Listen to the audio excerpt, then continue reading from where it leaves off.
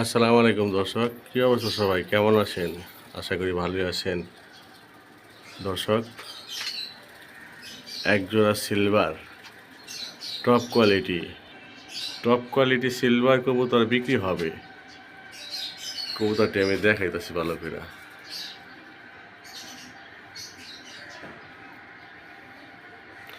পিছেরটা নর, সামনেরটা মাদি।